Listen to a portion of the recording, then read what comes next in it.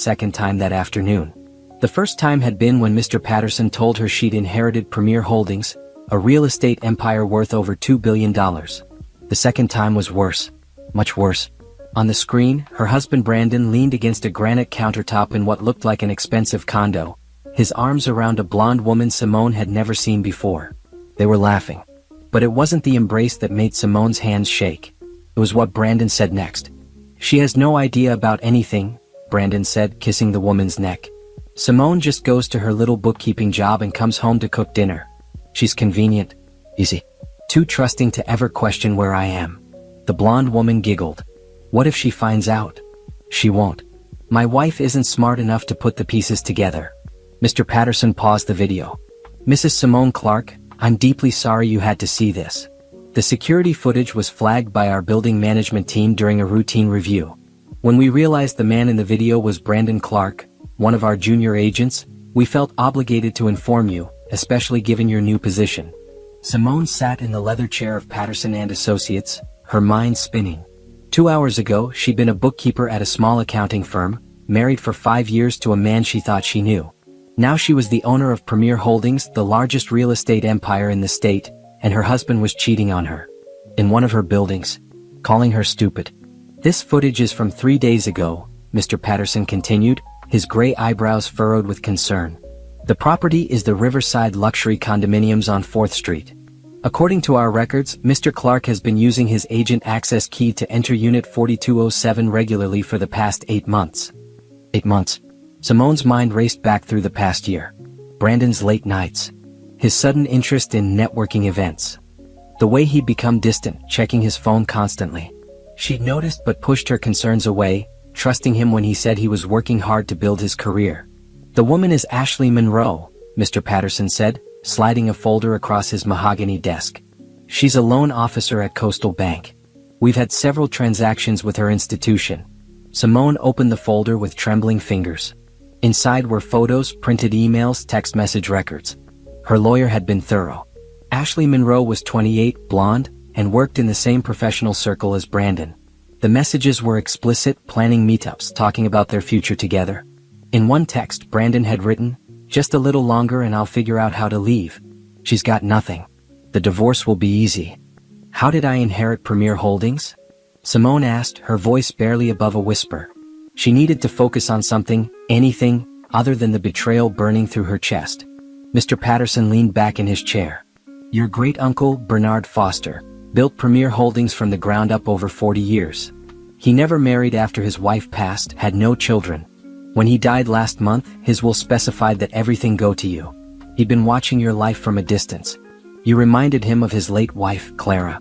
Intelligent, kind, strong. He believed you deserved an opportunity." Simone had barely known Bernard Foster. He was her grandmother's brother, a man who'd sent birthday cards with generous checks but whom she'd only met a handful of times at family reunions. The last time she'd seen him was 3 years ago at her grandmother's funeral.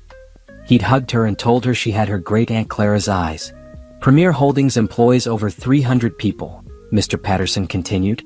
"We have 75 properties across the state, from luxury condos to office buildings to shopping centers. Your great-uncle was very particular about ethics. He built this company on integrity. Which brings me to another concern." He pulled out another folder. "We've been reviewing employee files as part of the transition process.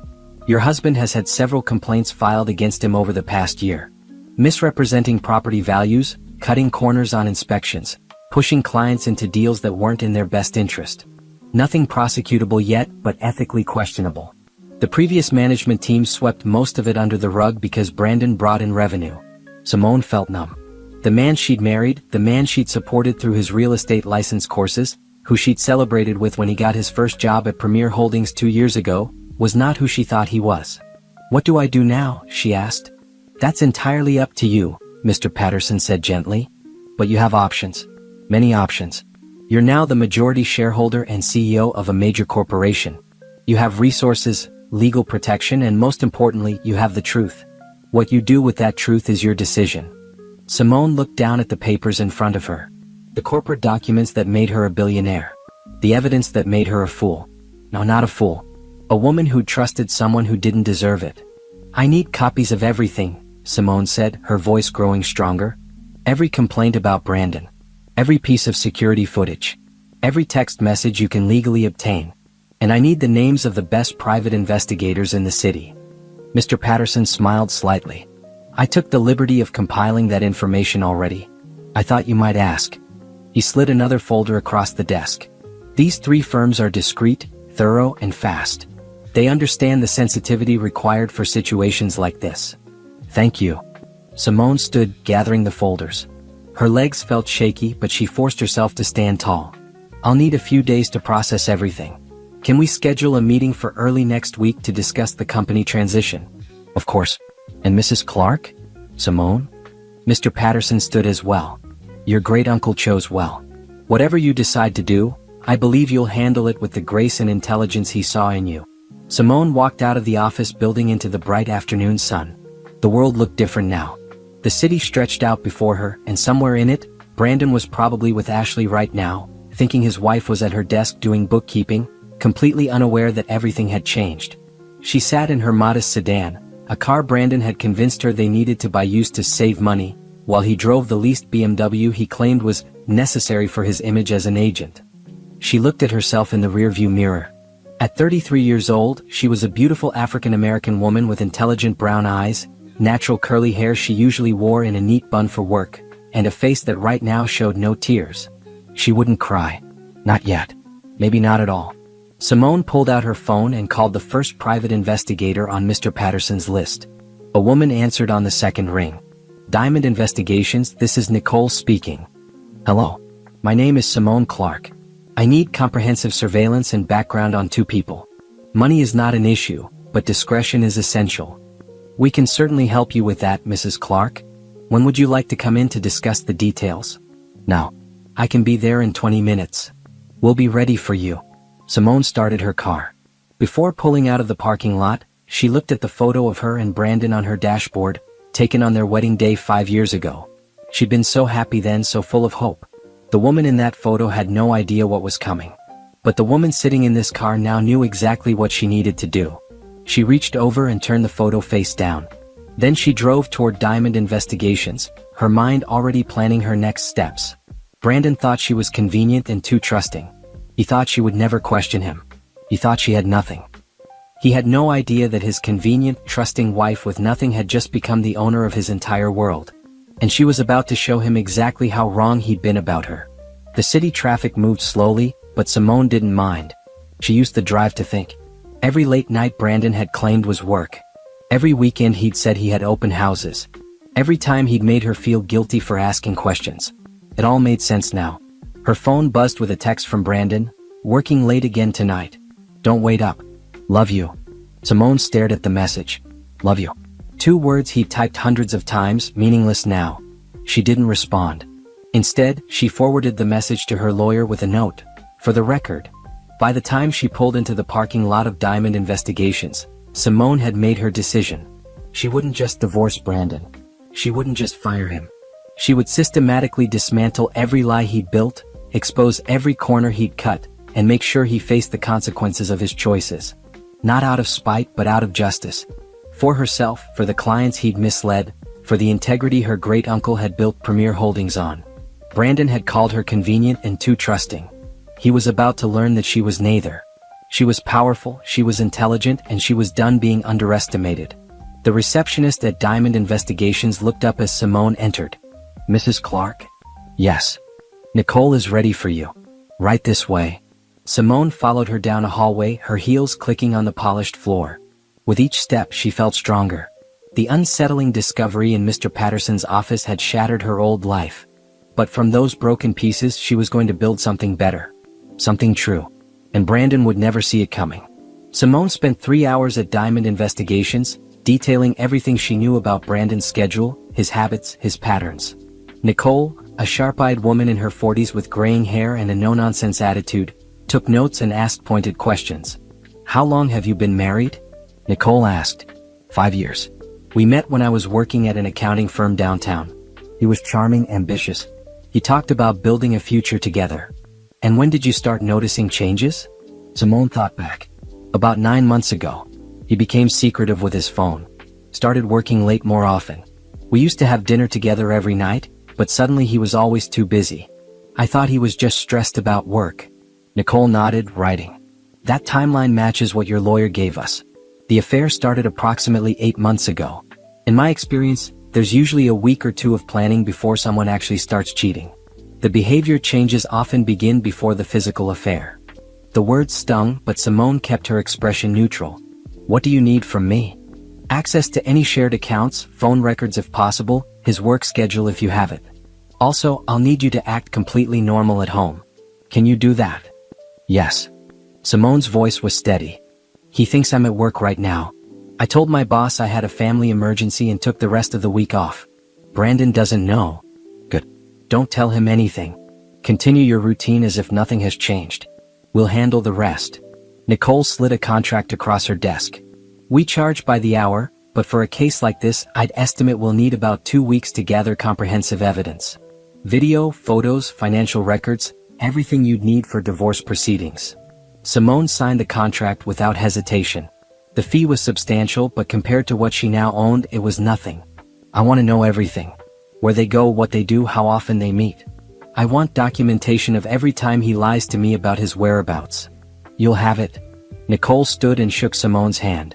I've been doing this for 20 years, Mrs. Clark. I've seen a lot of people in your situation. Some fall apart, some get angry, some get reckless.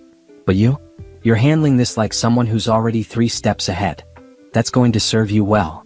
Simone left Diamond Investigations and drove home to the house she shared with Brandon, a modest 3-bedroom in a decent neighborhood. They'd bought it 3 years ago with help from her savings. Brandon had insisted on putting both names on the deed, talking about partnership and building together. Now Simone wondered if he just wanted to make sure he'd get half of everything if they divorced. She pulled into the driveway at 4 o'clock. Brandon's BMW wasn't there, which wasn't surprising given his text about working late. Simone unlocked the door and walked into the house that suddenly felt like a stranger's space. Everything looked the same. The gray couch they'd picked out together. The photos on the walls of their wedding, their vacations, their life. But it was all a lie, or at least built on a foundation that was crumbling. Simone went to their bedroom and sat on the bed. She needed to think. The private investigator would gather evidence of the affair, but Simone wanted to know more. She wanted to understand how Brandon could do this. How he could look her in the eye every day and lie. She started with his nightstand drawer. Inside she found nothing unusual at first. Some papers, old receipts, a book he'd been reading. But at the very back, hidden under a stack of old magazines, she found a second phone. Her heart pounded as she picked it up. It was off, but when she pressed the power button it came to life. No password. Brandon was arrogant enough not to even protect his burner phone. The text messages loaded, and Simone's stomach turned. Hundreds of messages between Brandon and a contact saved as A. It had to be Ashley. Can't wait to see you tonight, one read. Tell the wife you have an open house. She asked where I was last weekend. Had to make up a story about a company retreat. When are you going to leave her? I'm tired of hiding. Soon, baby. I promise. I just need to figure out the finances. She doesn't make much, so the divorce should be straightforward. Simone scrolled through months of messages, each one more damning than the last. They talked about their future together. About buying a house in Ashley's name that Brandon would eventually move into. About trips they wanted to take. About how boring and naive Simone was. In one particularly cruel exchange Ashley had sent, "Does she suspect anything?" Brandon replied, "No way. Simone's not exactly smart. She's a bookkeeper. She follows rules and trusts what she's told. It's actually perfect because she never questions anything." Simone took photos of every message with her own phone. Then she turned off the burner phone and placed it back exactly where she'd found it. She moved to Brandon's closet next. In the back, behind his suits, she found gift bags. Expensive jewelry, perfume, lingerie, all with receipts. None of it had ever been given to Simone. He'd been buying Ashley presents while telling Simone they needed to stick to a budget. The receipts showed a pattern. Restaurants Simone had never been to. Hotels downtown. Shopping trips at stores Brandon claimed were too expensive, when Simone wanted to buy anything. He'd spent thousands of dollars on his affair while making Simone feel guilty for wanting to replace her worn-out winter coat. By the time Simone finished searching the bedroom, she had photos of receipts totaling over $15,000 spent on Ashley in just 8 months. She also found a lease agreement for an apartment across town, signed by Brandon 3 months ago. The apartment Mr. Patterson had mentioned, where Brandon had asked Simone for $5,000, claiming it was for a business investment opportunity. She'd given him the money from her savings. Money she'd been putting away for years, thinking they were building a future together. Simone sat on the bedroom floor surrounded by evidence of her husband's betrayal. She should feel devastated. She should be crying. Instead, she felt a cold, clear anger. Brandon had called her not smart. He'd said she followed rules and trusted what she was told. He'd underestimated her in every possible way. He was about to learn the cost of that mistake. Her phone rang. Nicole from Diamond Investigations. Mrs. Clark, we've already started preliminary surveillance. Your husband left the Premier Holdings office at 2 this afternoon. He's currently at the Riverside Luxury Condominiums. Unit 4207. He was met there by Ashley Monroe at 2:30. They're still inside. Thank you, Simone said. Can you send me the photos? They'll be in your secure client portal within the hour. We'll continue surveillance and document everything. After hanging up, Simone stood and carefully put everything back where she'd found it. She needed Brandon to suspect nothing. She went downstairs and started preparing dinner just like she did every night. Grilled chicken, roasted vegetables, rice. His favorite meal. At 7 o'clock, Brandon's car pulled into the driveway. Simone heard him come through the door, and she forced herself to smile when he walked into the kitchen. Hey babe, he said, kissing her cheek. She could smell perfume on him. Not her perfume. Sorry I'm late. Had a property showing that ran long. No problem, Simone said, her voice light. Dinner's almost ready. How was your day? Exhausting. This market is brutal right now. Brandon loosened his tie and sat at the kitchen table. But I think I'm close to landing a huge commercial deal. Could mean a significant commission. Simone placed a plate in front of him. That's wonderful. You work so hard. Someone has to. Brandon started eating, not noticing the way Simone's hand tightened on her fork. Hey, I might need to travel next week for a conference. Real estate trends and networking. It's in the mountains, some resort. Could be good for my career. Of course, Simone said. You should go. She knew there was no conference. Nicole had already sent her a preliminary report. Brandon and Ashley had been planning a trip to a mountain resort for weeks. They'd booked a couple's suite using Brandon's credit card, the one Simone thought was just for business expenses. They ate dinner in silence, Brandon scrolling through his phone, Simone watching him carefully. This man who she'd loved, who she'd built a life with, was a complete stranger. But she would not break down. She would not give him the satisfaction of seeing her hurt. After dinner, Brandon went to watch television while Simone cleaned up. She checked her secure client portal from Diamond Investigations. The photos were there. Brandon and Ashley entering the condo. Time-stamped images of them on the balcony, kissing. Interior shots through the window of them together in the living room.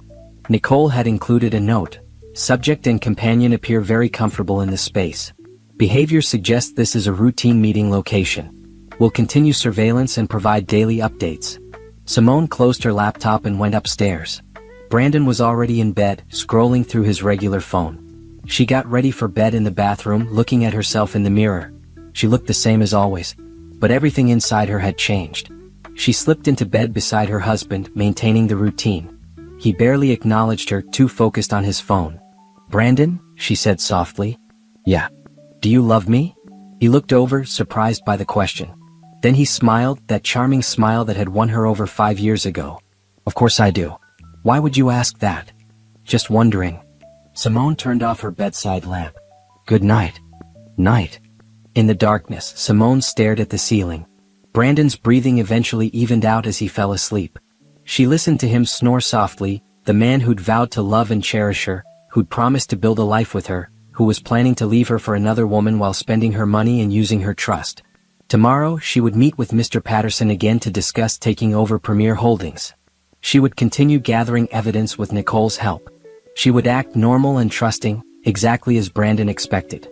But inside she was calculating, planning, preparing for the moment when she would turn Brandon's world upside down the same way he'd turned hers. He thought she was convenient and not smart. He thought the divorce would be straightforward because she had nothing. He had no idea that she owned everything he cared about. His job, his reputation, his future in real estate. And she was going to take it all away, piece by piece, until he understood exactly what he'd lost when he betrayed her. Brandon had built his double life on lies. Simone was going to build her revenge on truth. And in the end, truth always won. The Premier Holdings headquarters building was downtown, a sleek tower of glass and steel that reached 30 stories into the sky. Simone had driven past it hundreds of times, never imagining she'd own it. Now, standing in the parking garage, she felt the weight of what she was about to do. Mr. Patterson met her in the lobby. "Good morning, Simone. Are you ready?" "As ready as I'll ever be." They took the elevator to the 30th floor, where the executive offices were located. The view from this height was stunning. The entire city spread out below, the river cutting through the downtown core, mountains visible in the distance. "Your great-uncle's office is now yours," Mr. Patterson said, leading her down a hallway lined with photos of buildings and properties. He was very particular about how he ran things. "I think you'll find his business philosophy well documented." The office was massive. Floor-to-ceiling windows, a huge desk made of dark wood, bookshelves filled with real estate texts and business journals. On the wall behind the desk hung a large portrait of an elderly man with kind eyes and a knowing smile. Bernard Foster, her great-uncle. "He looks like Grandma," Simone said softly. "Yes, I can see the resemblance. Please sit." Mr. Patterson gestured to the desk chair. "This is yours now." Simone sat in the leather chair, feeling the weight of responsibility settle on her shoulders. On the desk was a file with her name on it. She opened it to find a handwritten letter. "Your great-uncle wrote that 3 years ago," Mr. Patterson explained. "After your grandmother's funeral. He updated his will shortly after." Simone read the letter, her eyes filling with tears for the first time since this had all begun. "Dear Simone, if you're reading this, I'm gone, and you now own everything I've built. I know this must come as a shock. We barely knew each other, and for that, I apologize. After my Clara died, I threw myself into business and forgot about family. But I watched you from a distance. At your grandmother's funeral, we spoke for only a few minutes. But in those minutes, I saw my Clara. Not just in your eyes, but in your spirit. You were kind to everyone there. You helped organize things.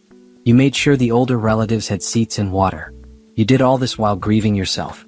Clara built this business with me. She had a mind for details and a heart for people. She believed business should be ethical, that success without integrity meant nothing. When she passed, I promised to maintain that standard. I chose you because I believe you'll honor that promise. I've watched your husband work at Premier Holdings. He's ambitious, but he lacks character. I worried about you being married to him. Now you have the power to make your own choices. Use this company well. Build something that matters. And remember, you're stronger than anyone has given you credit for. With love and hope, Uncle Bernard." Simone closed the letter, her hands shaking. "He knew about Brandon?" "Your great-uncle was very observant," Mr. Patterson said gently. "He noticed things about people. He'd been watching Brandon's performance for the past year and was planning to terminate him. But then Bernard got sick and everything happened quickly at the end. So Brandon was about to lose his job anyway?" "Very likely, yes. The complaints were adding up. But now that decision is yours to make. Speaking of which, we have a board meeting scheduled for this afternoon. They're all aware you're the new owner, but they haven't met you yet. They'll want to know your plans for the company." Simone looked at the city below. Her city now, in a way. What were Uncle Bernard's values? What did he stand for? Integrity above profit. He believed in doing right by clients even if it meant making less money. He refused to push predatory loans or misrepresent properties. He paid his employees well and expected excellence in return. Some board members pushed him to cut corners to maximize profit, but he refused. That's why Premier Holdings has such a solid reputation. And Brandon violates all of those principles, Simone said. From what we found, yes. He's been pressuring clients into deals that benefit his commission rather than their needs. He's misrepresented property values. He's used company resources for personal benefit. None of it is technically illegal, but all of it is unethical. Simone stood and walked to the window. Somewhere down there, Brandon was probably at the office, chatting with colleagues, maybe texting Ashley, completely unaware that his wife was 30 floors above him, controlling his professional fate. "I want to see everything," Simone said. "Every complaint filed against any employee, every ethical violation report, every financial record. If I'm going to run this company, I need to understand it completely. I'll have HR prepare all employee files. But Simone, there's something else you should know. Premier Holdings is planning a major expansion.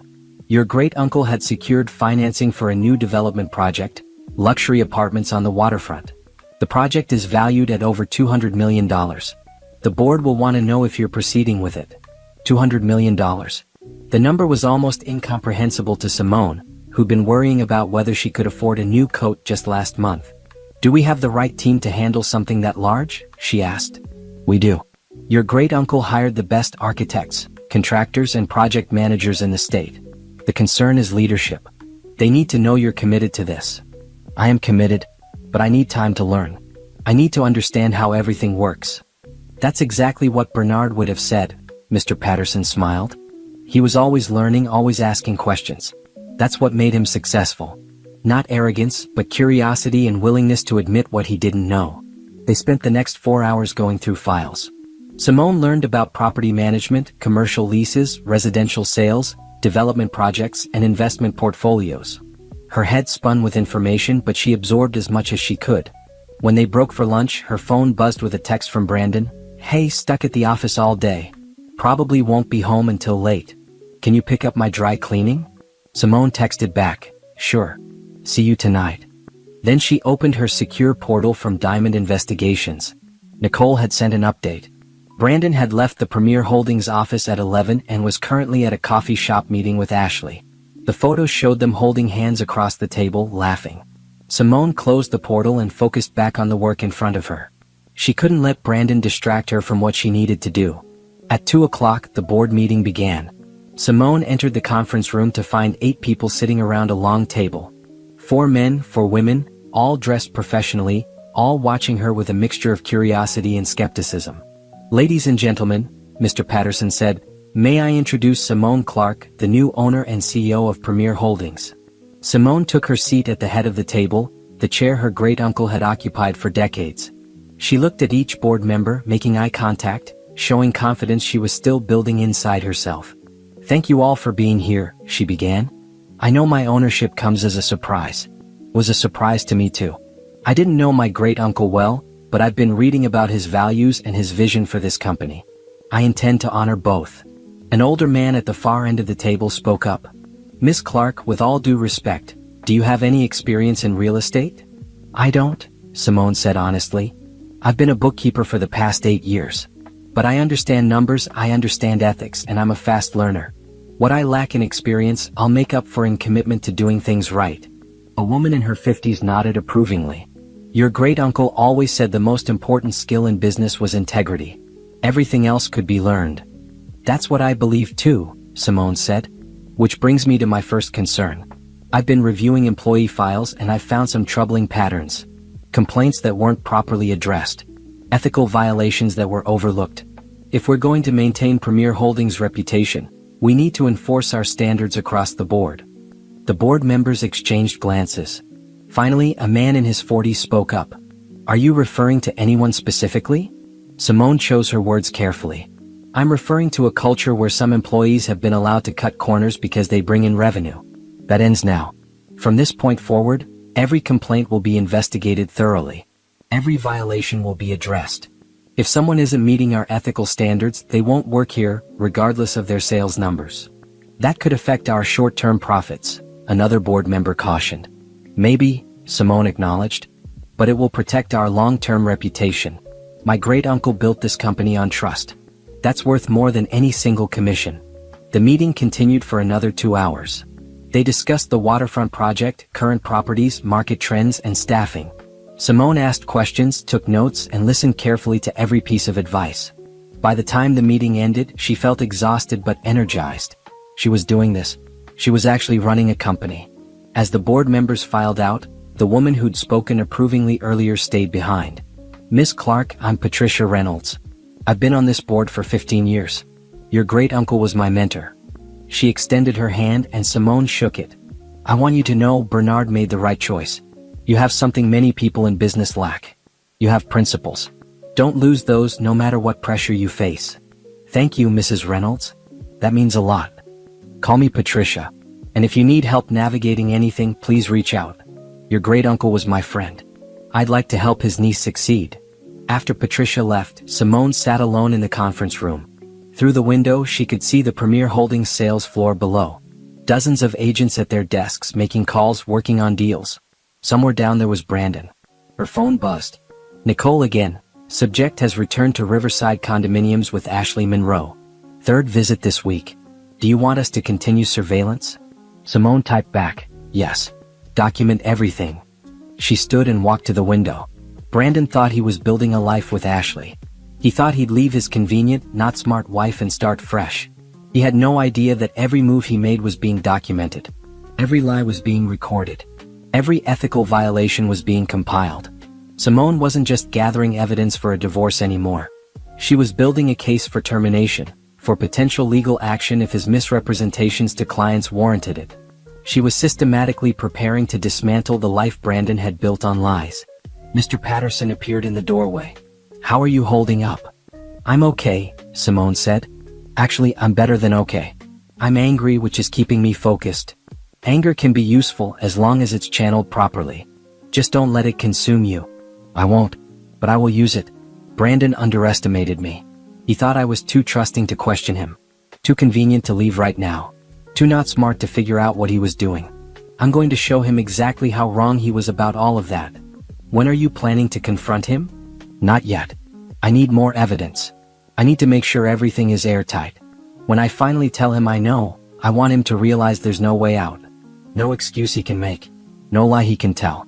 I want him to understand that every choice he made led to this moment, and he has no one to blame but himself. Mr. Patterson nodded slowly. Your great-uncle would be proud of you. This is exactly how he would have handled it. Carefully. Strategically. With an eye toward justice rather than just revenge.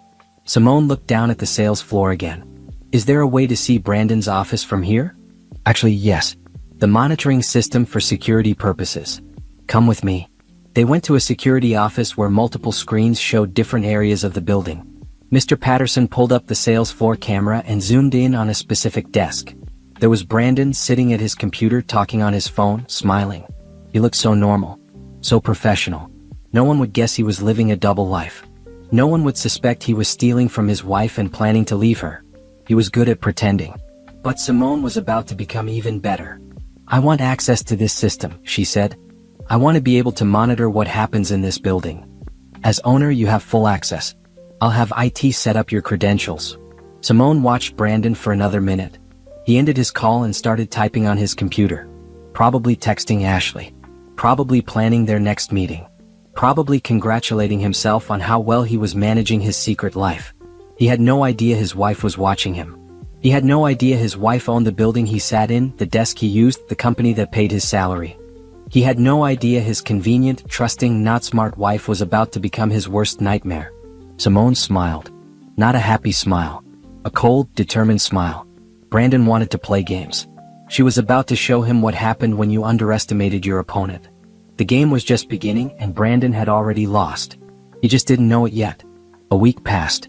7 days of Simone living a double life that mirrored Brandon's own deception. She went to Premier Holdings every morning, using a private entrance to avoid being seen by regular employees. She spent her days learning the business, meeting with department heads, reviewing properties and finances. At night, she went home and cooked dinner for a husband who had no idea his world was being carefully dismantled. Nicole from Diamond Investigations sent daily updates. Brandon and Ashley met at the Riverside condo 4 times that week. They had lunch together twice at restaurants across town.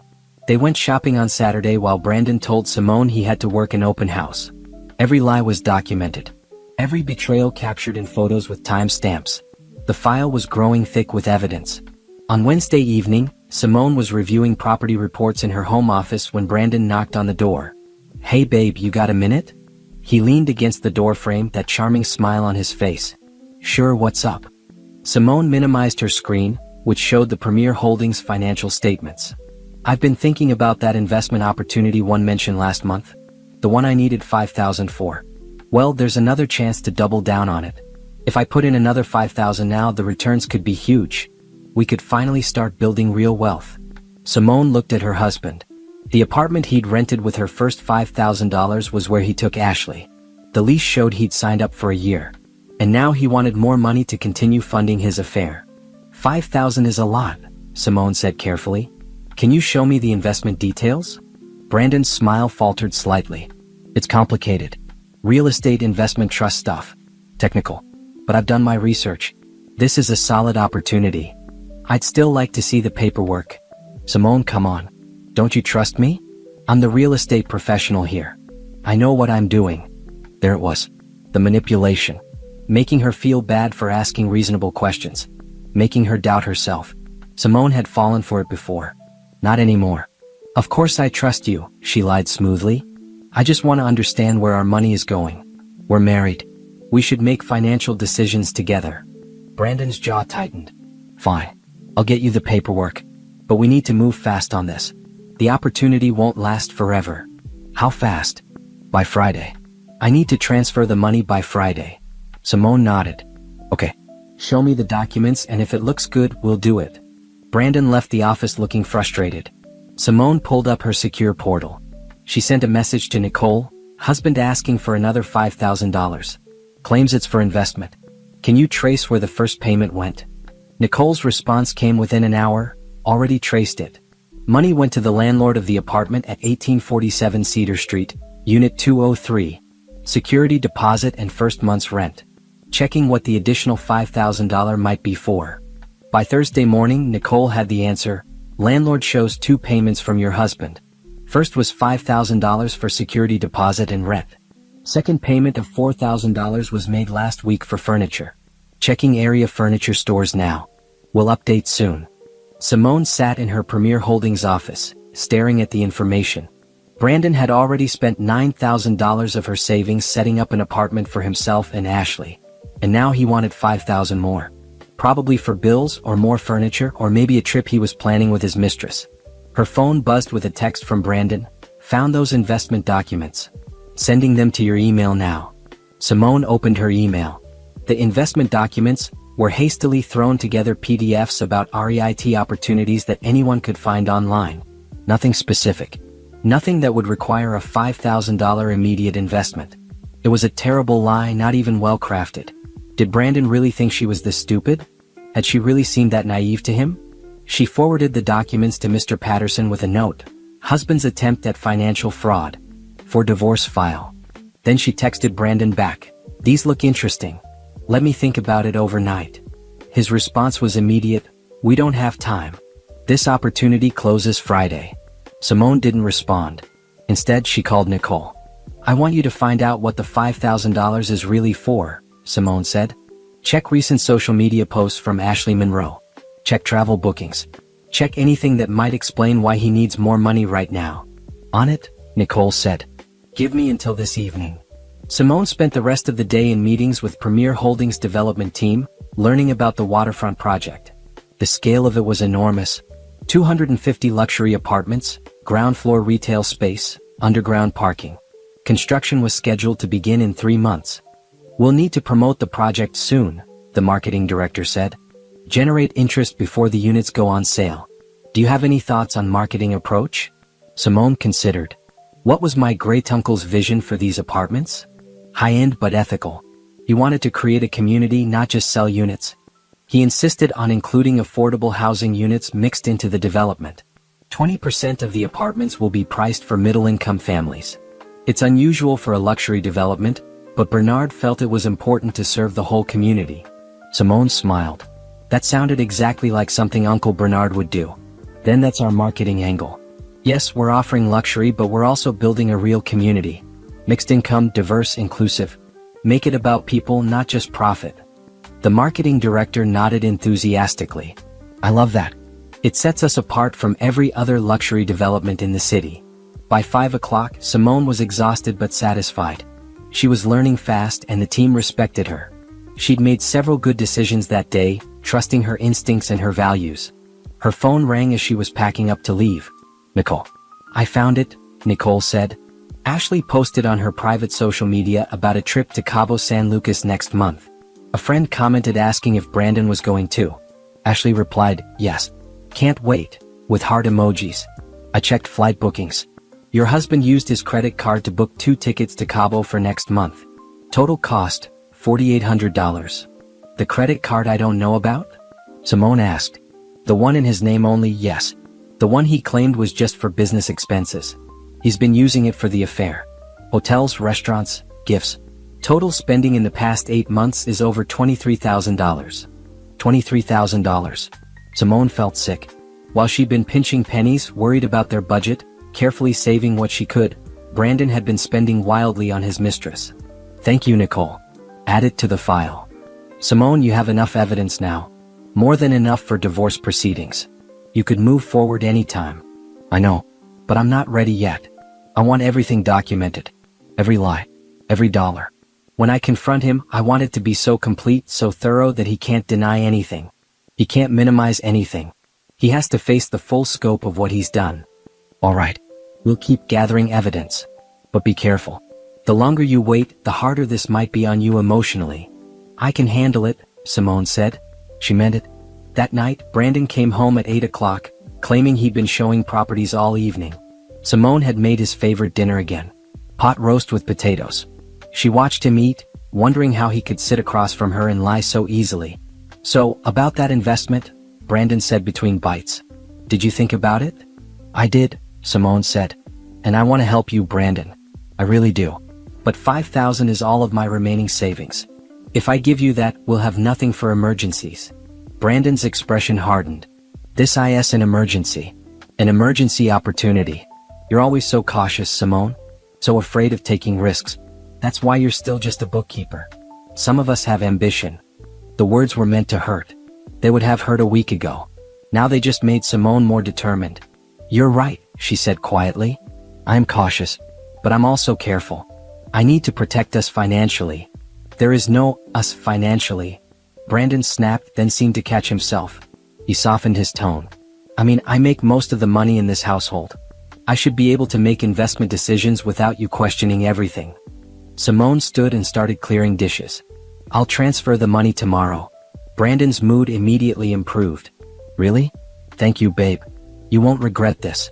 I promise. I'm sure I won't, Simone said. She wouldn't regret it because she wasn't actually going to give him the money. Not for his trip to Cabo with Ashley. Not for anything.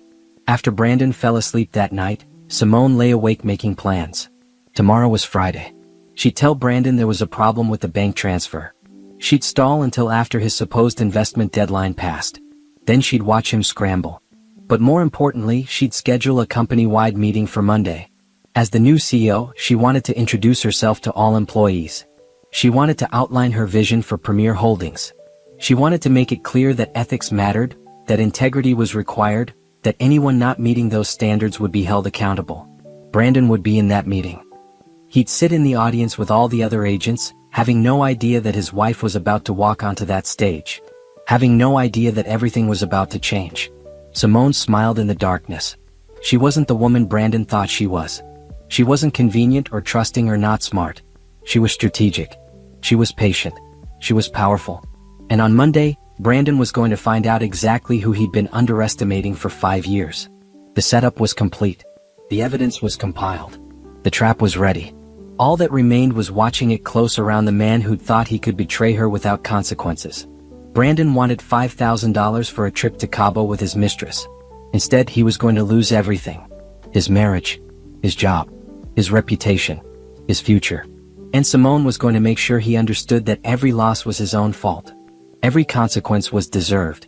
Every bit of pain he felt was nothing compared to what he'd inflicted on her. Justice was coming. And Brandon had no idea it would arrive wearing her face. Friday morning, Simone woke up before Brandon. She made coffee, got dressed for work at her accounting firm where she'd given notice earlier that week, and watched her husband sleep. He looked peaceful, untroubled. In a few days, that peace would be shattered forever. When Brandon woke, his first words were, "Did you transfer the money?" "I tried," Simone said.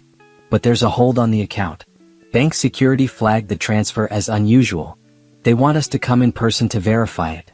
It was a lie. Simone had moved her savings to a new account Brandon didn't know about. But he believed her because he'd always believed her. She was convenient and trusting after all. "Are you serious?" Brandon's face reddened. "The deadline is today." "I'm sorry. There's nothing I can do. The bank said it would take 3 business days to clear the hold." Brandon swore and grabbed his phone. Simone left him fuming in the bedroom and went to work at her old accounting firm for one of her final days. She'd given her 2 weeks' notice, telling her boss she had a family situation that required her full attention. Her boss had been understanding, even throwing her a small going-away lunch on Wednesday. Throughout the day, Brandon sent increasingly angry texts. "This is ridiculous. You need to fix this. Call the bank again. This opportunity is going to pass us by because you can't handle simple finances. Simone didn't respond to any of them. Let him be angry. Let him panic. Let him feel out of control for once. At noon, she met with Mr. Patterson for lunch at a quiet restaurant far from Premier Holdings. Monday is the company-wide meeting, he confirmed. All employees are required to attend. We've sent out the memo. Everyone knows there's a new owner who wants to address the company. Does it say who the new owner is? Simone asked. No. Just that Bernard Foster's heir will be introducing themselves and outlining their vision for the company's future. Good. I want it to be a surprise. The board is supportive. Patricia especially. She's been calling board members all week, making sure everyone understands that you have their full backing. She really believes in you, Simone. I'm grateful for that. And I'm ready. I've spent the past week learning everything I can. I've read every policy manual, every ethics guideline, every complaint report. I know exactly what kind of company Uncle Bernard built, and I know what I need to do to protect that legacy. Mr. Patterson smiled. He chose well. I had my doubts at first, I'll admit. Taking over a major corporation with no experience is daunting. But you've approached this with such diligence and humility. You ask questions. You listen. You learn. Those are the qualities that matter most. After lunch, Simone went to Premier Holdings using her private entrance. She spent the afternoon in her office, reviewing the presentation she'd prepared for Monday. She'd practiced it a dozen times, making sure every word was right. The presentation would start with Uncle Bernard's values. Then she'd outline her commitment to maintaining those values. Then she'd discuss the new waterfront development and her vision for Premier Holdings' future. And finally, she'd make it clear that anyone not meeting the company's ethical standards would be terminated immediately. She didn't mention Brandon specifically in the presentation. She didn't need to. Everyone in compliance and HR knew about the complaints against him. When she announced the new zero-tolerance policy, they'd know exactly who it applied to. At 5 o'clock, Patricia Reynolds knocked on Simone's office door. "Do you have a moment?" Patricia asked. "Of course. Please come in." Patricia sat across from Simone's desk. She was a distinguished woman in her 60s, with gray hair styled elegantly and eyes that missed nothing. "I wanted to talk to you about Monday," Patricia said. "I know you're planning to address ethical standards. I think that's admirable. But you should be prepared for pushback. From the board. No, the board supports you. From employees who've been getting away with cutting corners. They'll resist change. They'll argue that strict ethics hurt profits. They'll say you're too inexperienced to understand how real estate really works. Let them argue," Simone said calmly. "I'm not here to win a popularity contest. I'm here to run a company with integrity." Patricia smiled. "That's the right answer. But there's something else. Your husband works here." Simone's expression didn't change. "I'm aware. Bernard had concerns about his performance. I shared those concerns. But Bernard died before he could address the situation. Now you're in charge and you'll need to decide what to do about Brandon." "I know what I'm doing about Brandon," Simone said. "But I'd rather not discuss it until after Monday's meeting." Patricia studied her for a long moment. "You've changed in the past week. When we first met, you seemed uncertain, overwhelmed. Now you seem determined, focused. What happened?" Simone considered how much to reveal. "I learned something important. I learned that people will underestimate you if you let them. They'll take advantage of your kindness, your trust, your willingness to believe the best in them. I've spent too long letting that happen. Not anymore." "Good," Patricia said. "This business requires strength. Not cruelty but strength. The ability to make hard decisions and stand by them. I think you have that ability." After Patricia left, Simone looked out at the city. Monday was 3 days away. 3 days until everything changed. 3 days until Brandon's world collapsed. Her phone rang. "Nicole. I have an update on the Cabo trip," Nicole said. "Brandon tried to book it using a different credit card. He was declined. Looks like he's maxed out all his credit. So he can't afford the trip without my money?" "Correct. And there's more. Ashley is upset. She posted on social media that her partner isn't keeping his promises. Reading between the lines, I think she's pressuring him to leave you. She wants commitment and Brandon keeps stalling." Simone felt a grim satisfaction. Brandon's double life was becoming complicated. He couldn't afford to maintain his affair without her money. Ashley was getting impatient. Everything was falling apart for him, and he had no idea the worst was yet to come. Keep monitoring, Simone said. I want to know everything leading up to Monday. That evening, Brandon came home looking stressed. His usual confident demeanor was cracking. We need to talk, he said. Simone turned from the stove where she was cooking dinner. About what? Money. Our finances. We need to make some changes. What kind of changes? Brandon sat at the kitchen table, running his hands through his hair. I think we should sell the house. Simone froze. What? We bought it 3 years ago for $320. The market's up. We could sell for $400, maybe more. That's $80,000 profit after paying off the mortgage. We split it, each take $40,000. We could both start fresh. Start fresh. He meant leave her. He was planning his exit, trying to extract as much money as possible before he walked away. Brandon, this is our home, Simone said carefully. Why would we sell it? I just think. I don't know. I've been feeling stuck lately. Like we're in a rut. Maybe we need a change. A change like what? Maybe we should take some time apart. Figure out what we really want. There it was. The beginning of his exit strategy. He wanted time apart, which would become a separation, which would become a divorce. Meanwhile, he'd pocket $40,000 from the house sale and start his new life with Ashley. Simone turned back to the stove so Brandon wouldn't see her expression. I think that's a conversation for when we're both less stressed. Let's table it for now. Simone. I said let's table it. Her voice was firm. I've had a long week and I'm not making major life decisions when I'm exhausted. Brandon backed off, but he looked frustrated. His plan wasn't working. He couldn't get the money for Cabo. He couldn't convince his wife to sell the house. His carefully constructed double life was becoming unsustainable. Good. Let him suffer. Let him feel the pressure of his own lies closing in around him. They ate dinner in tense silence. Afterwards, Brandon retreated to his phone, probably texting Ashley, probably trying to explain why their trip was delayed, why he couldn't leave his wife yet. Simone cleaned up and went to her home office. She pulled up the security feeds from Premier Holdings. Even though it was after hours, she could access archived footage. She searched for Brandon's office and watched recordings from the past week. She saw him on phone calls, probably personal ones disguised as business. She saw him leaving early multiple times. She saw him in the break room with other agents, laughing and joking, looking like a regular successful employee. No one would guess his life was built on lies. On Monday, all those co-workers would watch him get exposed. They'd see the confident Brandon Clark revealed as an unethical agent who'd violated company policies repeatedly. They'd watch him be terminated by his own wife. Simone wondered how Brandon would react. Would he try to defend himself? Would he be angry? Embarrassed? Would he finally understand that he'd been underestimating her all along? She didn't know, but she was going to find out. Sunday evening, Simone laid out her clothes for Monday's meeting. She chose a navy suit, professional and authoritative. She styled her hair in a neat bun. She practiced her presentation one final time in front of the mirror.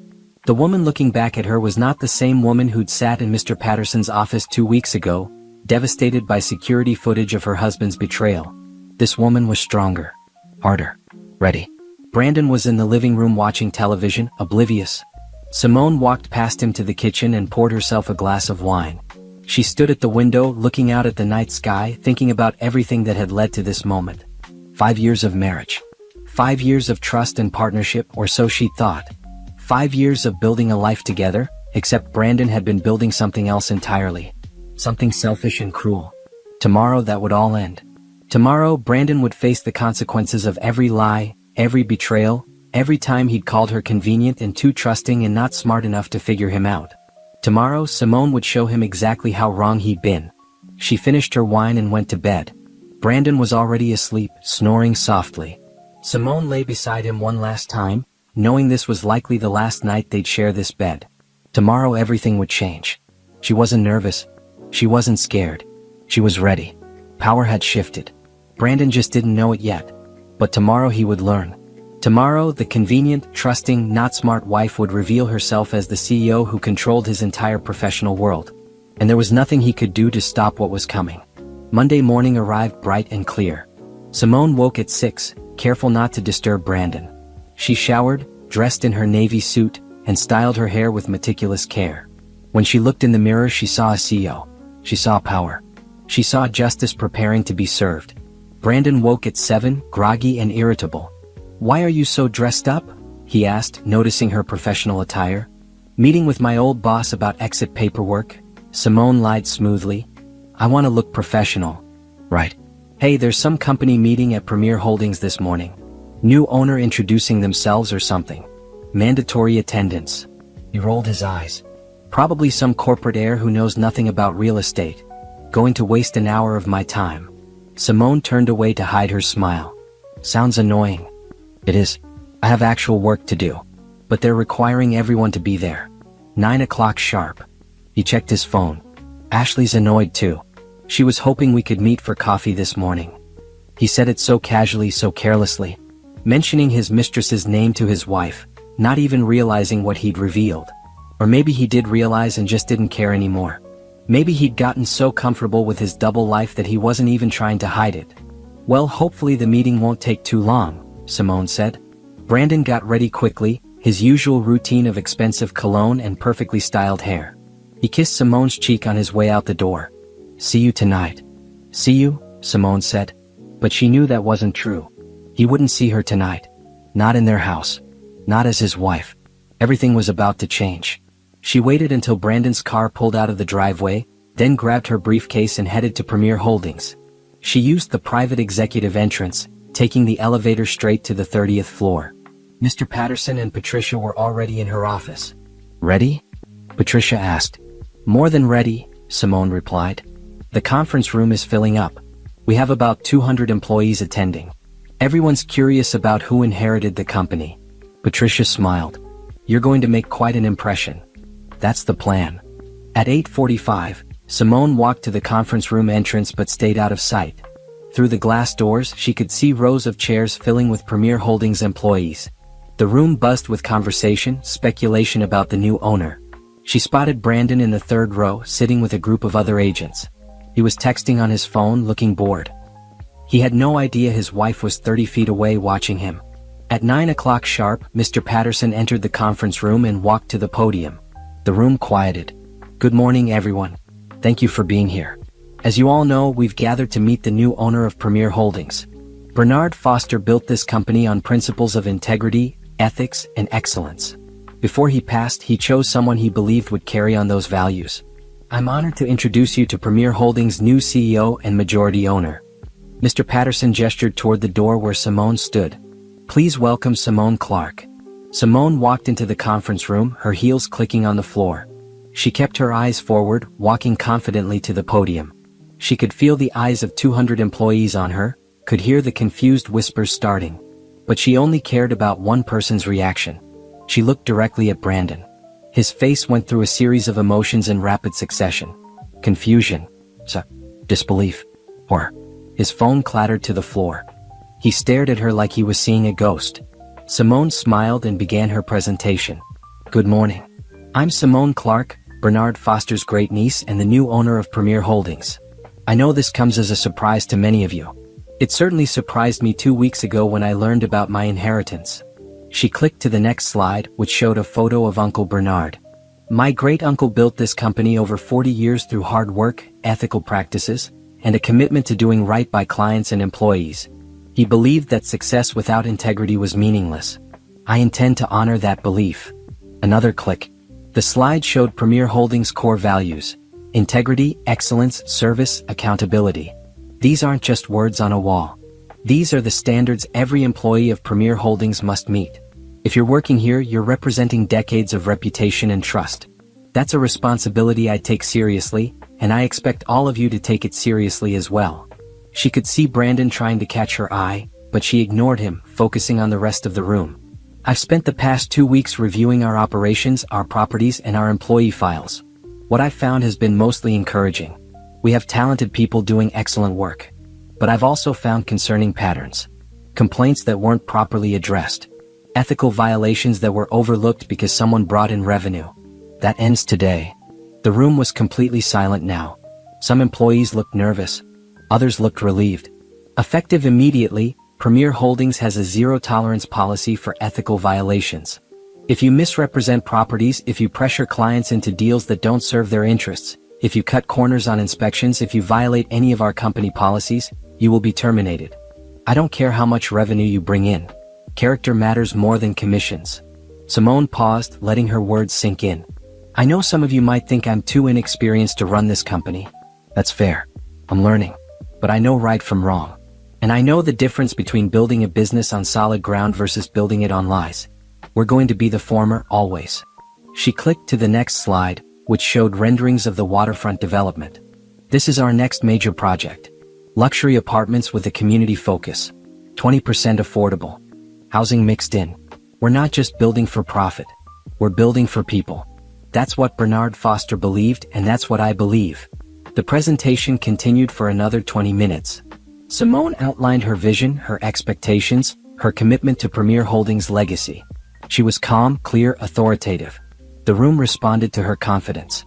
When she finished, she invited questions. Several hands went up. She answered questions about the development timeline, about company policies, about her background. She was honest about her limited experience but firm about her values. Brandon didn't raise his hand. He sat frozen in his chair, still staring at her in shock. Finally, Simone said, "Thank you all for being here. I look forward to working with each of you to build on the strong foundation Bernard Foster created." Meeting adjourned. The room slowly emptied, employees filing out, talking among themselves. Brandon remained in his seat. When the last person left, he finally stood and walked toward the podium.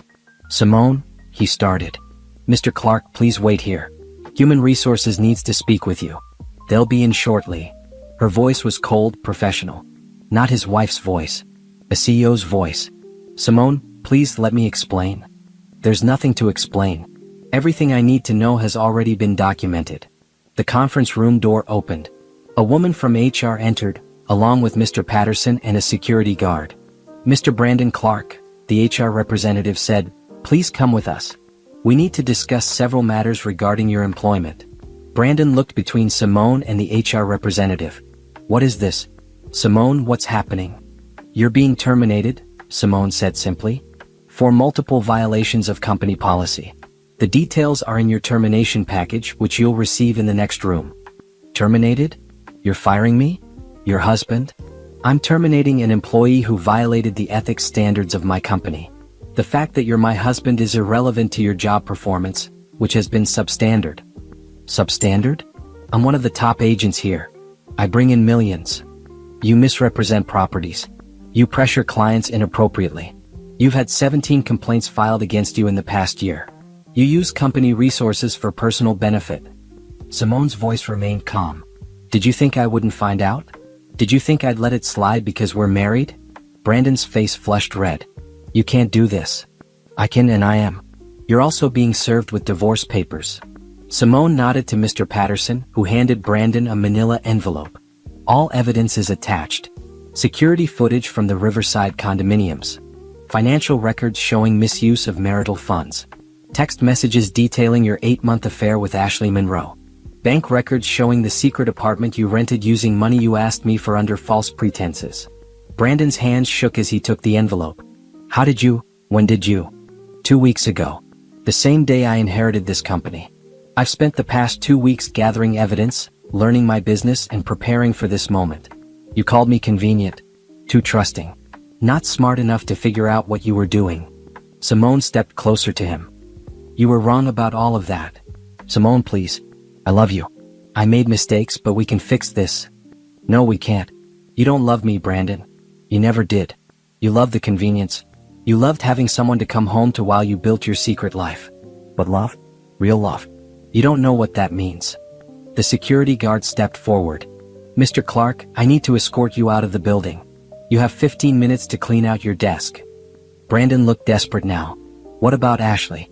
Does she know?" "Ms. Monroe's bank has been notified about the insider information she provided you regarding loan approvals. That's a federal violation. Her employment is under review." Simone's expression didn't change. "Your poor choices affected more than just me, Brandon. They affected clients, they affected this company, and they affected everyone who trusted you." Brandon was escorted out of the conference room. Simone watched him go, feeling nothing. No sadness. No regret. Just a sense of completion. Patricia entered the conference room. "That was masterfully handled. Thank you. How are you feeling?" "Relieved. I've been holding this in for 2 weeks. It's good to finally have it out in the open. The staff will talk, you know." Word will spread that you fired your own husband. Let them talk. They'll also see that I meant what I said about ethics and accountability. No one gets special treatment, not even my husband. Especially not my husband. Simone gathered her presentation materials. Her phone buzzed with a text from Nicole. Saw the news. Well done. Do you still need my services? Simone texted back, yes. Continue documenting for the divorce proceedings. Thank you. Throughout the rest of the day, Simone worked in her office, meeting with department heads, reviewing contracts, handling business. She was professional, focused, and in control. The fact that she just ended her marriage and destroyed her husband's career didn't show on her face. At 5 o'clock, Mr. Patterson knocked on her door. Brandon tried to come back into the building. Security stopped him. He was demanding to see you. What did you tell him? That all communication needs to go through your lawyer. He left, but he looked broken. Good, Simone said. She didn't feel guilty. Brandon had broken their marriage vows. He'd broken her trust. He'd called her stupid and convenient. Now he was experiencing the consequences of his own actions. That evening, Simone went to a hotel. She wasn't ready to go back to the house yet. She needed space, time to process everything that had happened. She ordered room service, poured herself a glass of wine, and sat by the window looking out at the city lights. Her phone rang. Brandon. She didn't answer. He called 3 more times. Then the text started. Please talk to me. I know I messed up, but we can fix this. You can't just throw away 5 years of marriage. I love you. I'm sorry. Simone blocked his number. She didn't need to hear his apologies or his excuses. He'd had 8 months to think about their marriage while he was with Ashley. He'd had 5 years to treat her with respect and honesty. He'd chosen lies instead. Now he could live with those choices. The divorce proceedings would take time, but Mr. Patterson had assured her it would be straightforward given the evidence. Brandon couldn't claim he deserved half of Premier Holdings. That was Simone's inheritance, not marital property. The house would be sold and proceeds split, but Simone didn't care about that. She could buy 100 houses now if she wanted. What mattered was that she'd taken back her power. She'd stopped being the convenient, trusting wife who accepted whatever Brandon told her. She'd become the woman Uncle Bernard believed she could be. Strong, principled, uncompromising when it came to integrity. Simone finished her wine and prepared for bed. Tomorrow she'd return to Premier Holdings and continue building the company. She'd meet with the development team about the waterfront project. She'd review more properties. She'd learn more about her business. Her life was just beginning. The real one. Not the false life she'd been living with Brandon, built on his lies and her misplaced trust. This was real. This was hers. And she was going to make the most of it. The next morning, Simone returned to the house to collect some clothes and personal items. She decided to stay at the hotel for a while, needing space from the memories this house held. When she pulled into the driveway, Brandon's BMW was there. She took a deep breath and walked to the door. Inside, she found Brandon sitting at the kitchen table, looking like he hadn't slept. Empty coffee cups surrounded him. He jumped up when she entered. Simone, thank God. I've been calling you. I blocked your number. Any communication needs to go through my lawyer like you were told. How can you be so cold? We're married. We need to talk about this. There's nothing to talk about. Simone walked past him toward the bedroom. Brandon followed her. Yes, there is. You can't just fire me and divorce me and expect me to accept it. We have history. We have a life together. We had a lie together, Simone corrected, pulling a suitcase from the closet.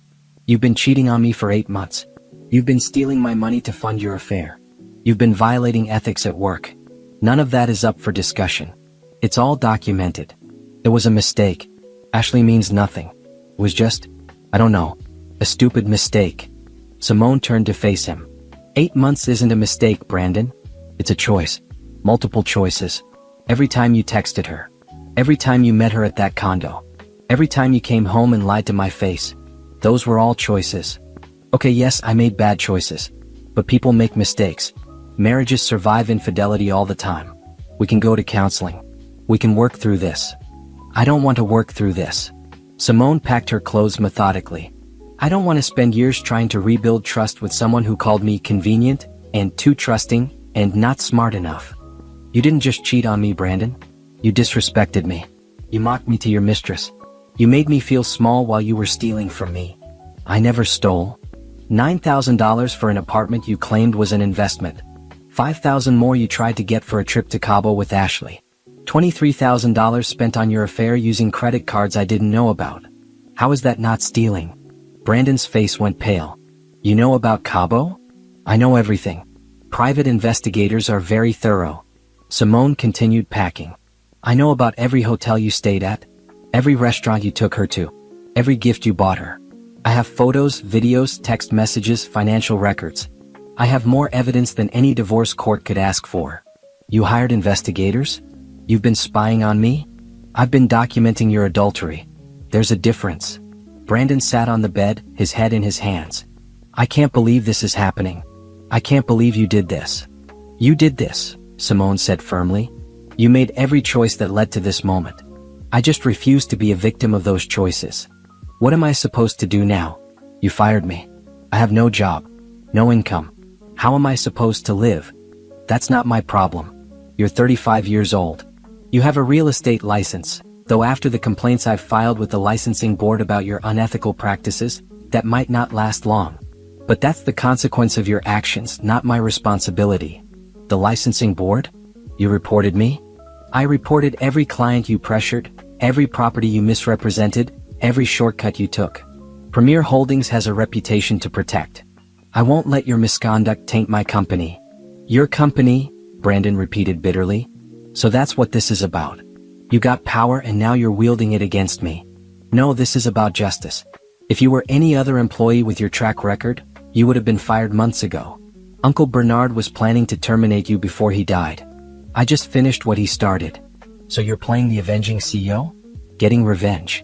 I'm running a business ethically. You happen to be someone who violated those ethics. Simone zipped up her suitcase. The fact that you betrayed me personally just made it easier to see your professional misconduct clearly. Brandon stood up, blocking her path to the door. Simone, please. I know I messed up. I know I hurt you. But destroying my career? Ruining my professional reputation? That's going too far. You destroyed your own career, Simone said, her voice icy. Every complaint filed against you was legitimate. Every client you misled has documentation. You did this to yourself. I need my job. I need income. I have bills, rent on the apartment. The apartment you rented for your affair? That's not my concern. You're really going to leave me with nothing? I'm leaving you with exactly what you deserve. The consequences of your choices. Simone stepped around him. Now move or I'll call the police for harassment. Brandon moved. Simone walked out of the bedroom with her suitcase, down the stairs and toward the front door. Brandon followed, his voice rising. What about us? What about our marriage? You're just giving up? Simone stopped at the door and turned to face him one last time. You gave up on our marriage when you started sleeping with Ashley. You gave up when you called me convenient. You gave up when you stole from me to fund your affair. I'm just acknowledging what you already decided 8 months ago. I want to fight for us. There is no us. There's you and there's me and we're getting divorced. The papers have been filed. Sign them or don't, but either way this marriage is over. You've changed, Brandon said, and for the first time she heard something other than self-pity in his voice. Fear. You're not the woman I married. You're right. The woman you married would have believed your lies. She would have blamed herself for your affair. She would have tried to fix something that wasn't her fault. That woman is gone, Brandon. You killed her when you betrayed her. What's left is someone who knows her worth. Someone who won't tolerate disrespect. Someone who owns a $2 billion company and doesn't need anything from you. Simone opened the door. I'll have movers come for the rest of my things. Don't contact me. Don't come to Premier Holdings. All communication goes through lawyers. If you violate that, I'll get a restraining order. Simone. She closed the door on his voice and walked to her car. Her hands were shaking as she started the engine, but not from sadness. From adrenaline. From the power of finally saying everything she needed to say. She drove to Premier Holdings, parked in her designated spot, and took the private elevator to her office. The view from the 30th floor never got old. The city spread out below her, full of possibilities. Mr. Patterson knocked and entered. How did it go? About as expected. He's in denial. Thinks we can fix things through counseling. And what did you say? That there's nothing to fix. That he destroyed the marriage, not me. Simone sat behind her desk. He's upset about the licensing board complaints. Those were necessary. His conduct violated state regulations.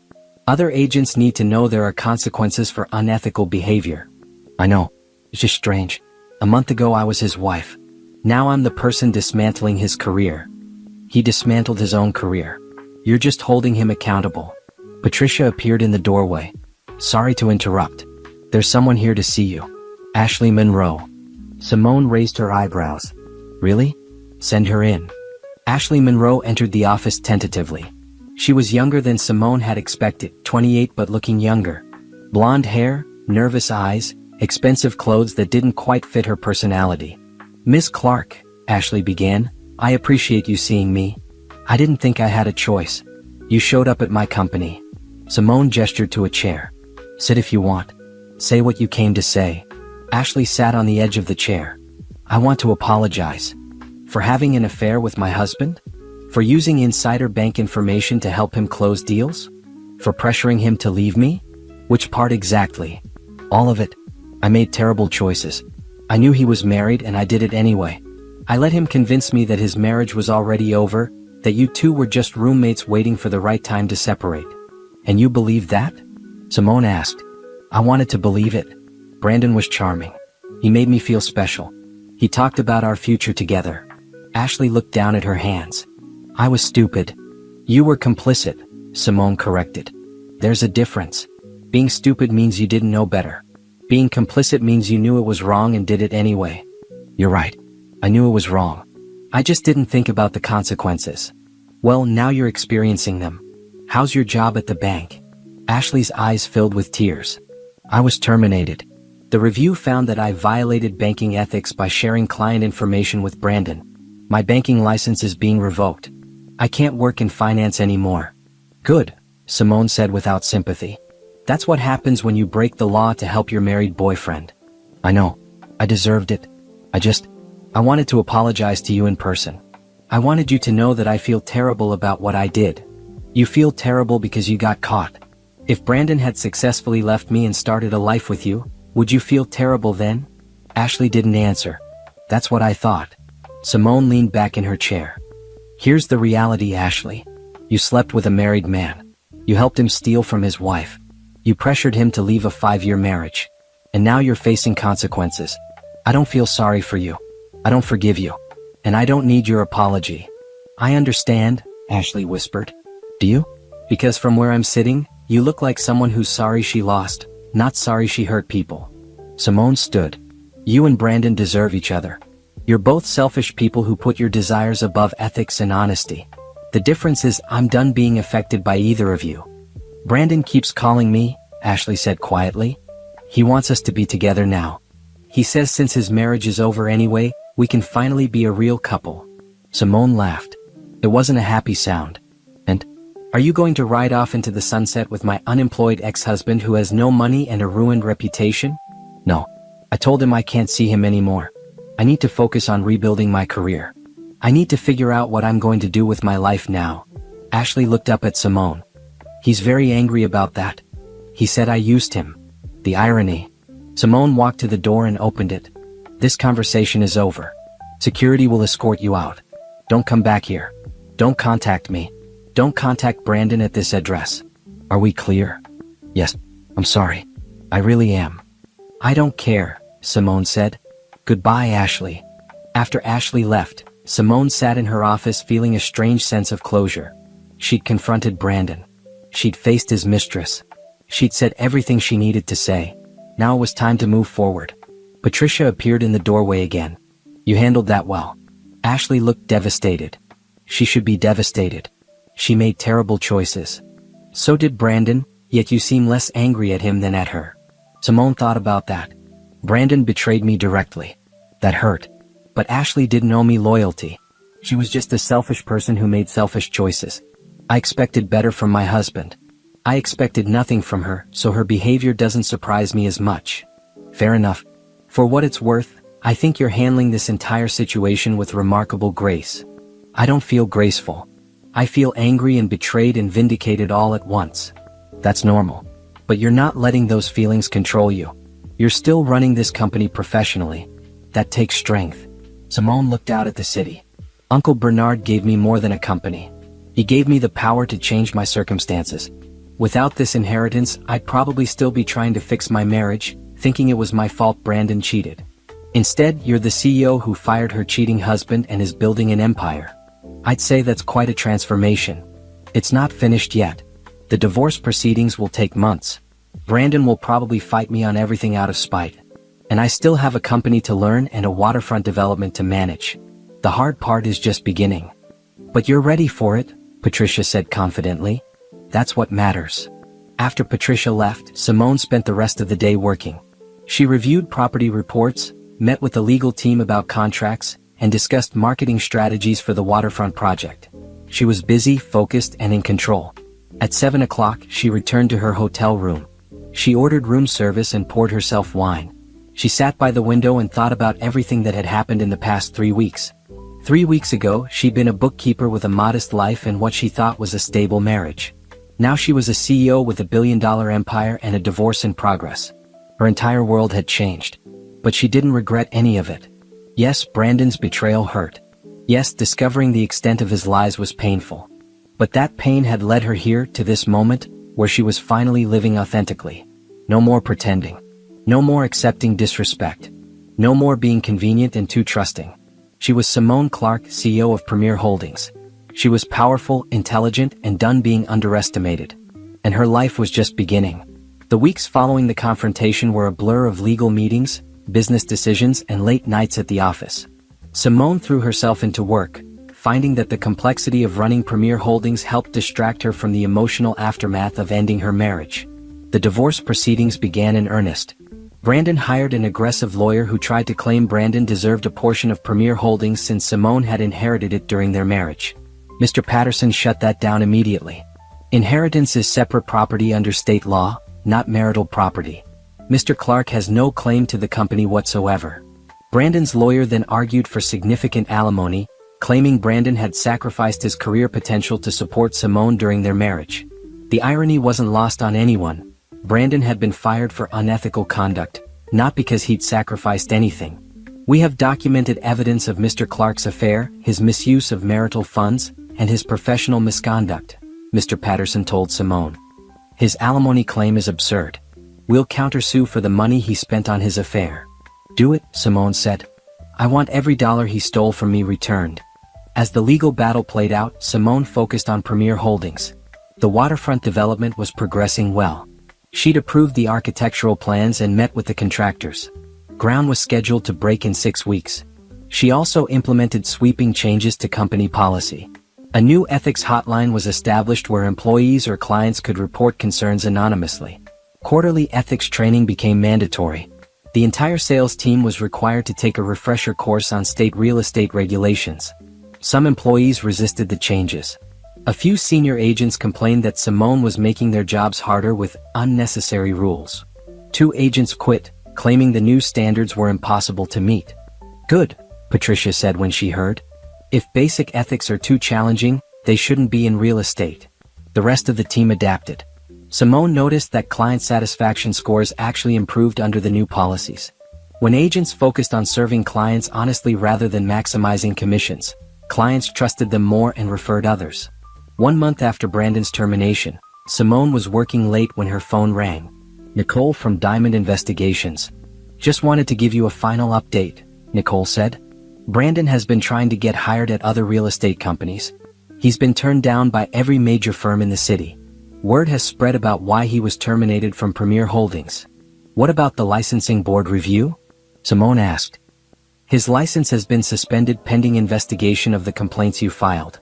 Multiple former clients have come forward with additional complaints about his conduct. It's not looking good for him. And Ashley? She moved to another state. Oregon, I think. She's working retail while trying to figure out what career she can pursue without a banking license. Brandon tried to contact her multiple times, but she blocked him. So they're not together? Definitely not. According to Brandon's social media, which he's unfortunately made public, he's been ranting about how both you and Ashley betrayed him. He's painted himself as the victim in all of this. Simone wasn't surprised. Some people never take accountability for their own actions. True.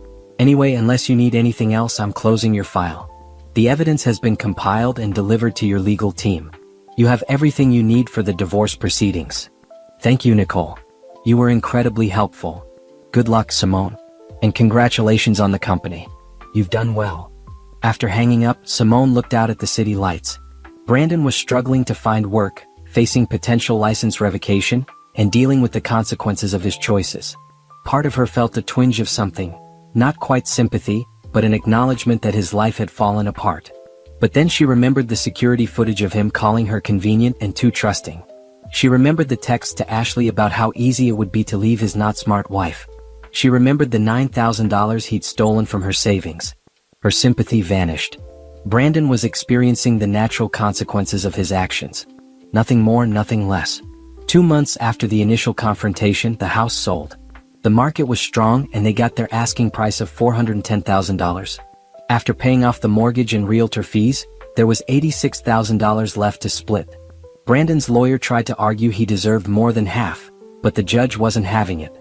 The house was jointly owned. The proceeds will be split equally. $43,000 to each party. Simone didn't care about the money. $43,000 was nothing compared to what she now had. But it was the principle. Brandon didn't deserve more than his fair share of anything. The divorce was scheduled to be finalized in 4 months. Until then, they remained legally married but living completely separate lives. Brandon had moved into a small apartment across town, funded by his share of the house sale. Simone had found a beautiful condo in a Premier Holdings building. Ironically, the same building where Brandon used to meet Ashley, though a different floor and a much nicer unit. She decorated her new space carefully. Modern furniture, large windows with city views, her own home office where she could work on Premier Holdings business. It was the first space that felt truly hers in years. One evening, as she was arranging books on her new shelves, her phone rang. An unknown number. She almost didn't answer, but curiosity got the better of her. Hello? Simone, it's Brandon. Please don't hang up. She should have. Instead, she sighed. What do you want? I wanted to apologize. Really apologize, not just because of the divorce or the job, but because I hurt you. I was cruel. I said terrible things about you to Ashley.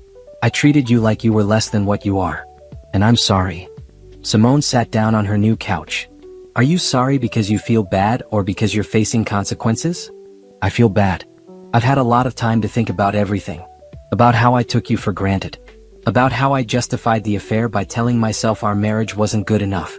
But the truth is, our marriage failed because I failed it. Not you. Me. That's true, Simone said. You did fail it. I know I don't deserve forgiveness. I know I destroyed everything. But I wanted you to know that I see that now. I see what I lost. And I'm sorry. Thank you for saying that, Simone said carefully. But an apology doesn't undo what happened. It doesn't give me back 5 years of trust. It doesn't erase the humiliation of knowing you mocked me to your mistress. It's just words, Brandon. I know. I wanted you to hear them anyway. I heard them. Is there anything else? Are you happy? Brandon asked. In your new life running the company, are you happy? Simone thought about it. I'm learning to be happy. I'm building something that matters. I'm surrounded by people who respect me. I'm making decisions based on my own values instead of trying to be convenient for someone else. So yes, I'm getting there. I'm glad. You deserve that. Yes, I do. Simone paused. Brandon, I hope you learn from this. I hope you become someone who treats people better. But I need you to understand, we're never going to be friends. We're never going to have some amicable post-divorce relationship. You hurt me too deeply for that. I understand. Good. Don't call me again. Let the lawyers handle everything else. Simone hung up. She sat on her couch for a long moment, processing the conversation. Brandon's apology had sounded genuine.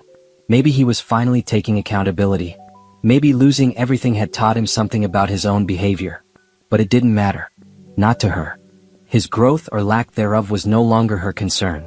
She'd spent 5 years trying to be the wife he wanted. Now she was going to spend the rest of her life being the woman she wanted to be. 3 months after the confrontation, Premier Holdings held a gala to celebrate the groundbreaking of the waterfront development. Simone wore a stunning silver dress and stood before 300 guests. Investors, business leaders, city officials, and Premier Holdings employees. My great-uncle Bernard Foster believed that business should serve communities, not just shareholders, she said in her speech. This development represents that belief. Yes, we're building luxury apartments. But we're also creating affordable housing. We're adding retail space that will employ local workers. We're designing green spaces for community use. We're building something that matters. The applause was genuine and enthusiastic. After her speech, Simone mingled with guests, fielding questions about the project and Premier Holdings' future. She felt confident in her element. Patricia appeared at her elbow. "There's someone I'd like you to meet. Terrence Williams, he's the lead architect on the waterfront project." Simone turned to see a tall man in his late 30s with kind eyes and an easy smile. "Miss Clark, it's an honor to finally meet you in person. We've been communicating by email, but this is much better. Call me Simone, please. And the honor is mine. The designs you created for this project are beautiful." "Thank you. I tried to capture your vision of community-focused development. It's refreshing to work with someone who cares about more than just profit margins." They talked about architecture, about the project, about sustainable building practices. Terrence was intelligent, passionate about his work, and genuinely interested in creating spaces that served people. He also treated Simone with respect. Not condescending, not assuming she didn't understand technical concepts, just respectful. When the gala ended, Terrence said, "I hope we can meet again to discuss some design elements. There are a few details I'd like your input on." "I'd like that," Simone said. "Have your office schedule a meeting with my assistant." "I will. And Simone? For what it's worth, Bernard Foster made an excellent choice. This company is in good hands." As Simone drove home that night, she felt something she hadn't felt in years. Hope. Not just professional hope about the company, but personal hope about her future. She was building a life that was truly hers. She was making decisions that aligned with her values. She was becoming the woman she was always meant to be. Brandon had called her convenient, too trusting, not smart. He'd underestimated her in every possible way. But in doing so, he'd freed her. His betrayal had been the catalyst that revealed her true strength. His lies had been the darkness that made her own light shine brighter. She wasn't grateful for the pain he'd caused, but she was grateful for the person she'd become in spite of it. Strong, independent, powerful, uncompromising. The fallout from Brandon's betrayal had been extensive. Ended marriage, a destroyed career, damaged reputations, legal battles. But through all of it, Simone had emerged victorious. Not because she'd sought revenge, though justice had been served, but because she'd refused to let Brandon's choices define her worth. She was Simone Clark, CEO, business leader. Woman who'd taken betrayal and transformed it into power. Woman who'd taken underestimation and proved everyone wrong. And her story was just beginning. 6 months after that company-wide meeting where Simone had revealed herself as CEO and fired her husband, Premier Holdings had transformed significantly. The ethics policies were now deeply embedded in company culture. Client satisfaction was at an all-time high. The waterfront development was progressing on schedule. And Simone had become a different person. Not just professionally but personally.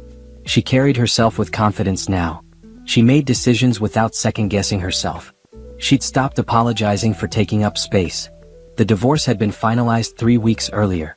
The judge had granted everything Simone's lawyers requested. No alimony for Brandon. Full return of the money he'd spent on his affair. A clean break with no financial ties remaining between them except the already split house proceeds. Brandon had tried to appeal, but his lawyer advised against it. "You have no grounds. The evidence against you is overwhelming. Accept the judgment and move on." Simone heard through Patricia that Brandon had finally found work at a small real estate office in a suburban area, selling modest homes for modest commissions. His license suspension had been lifted after he completed ethics training and paid several fines, but his reputation in the industry was ruined.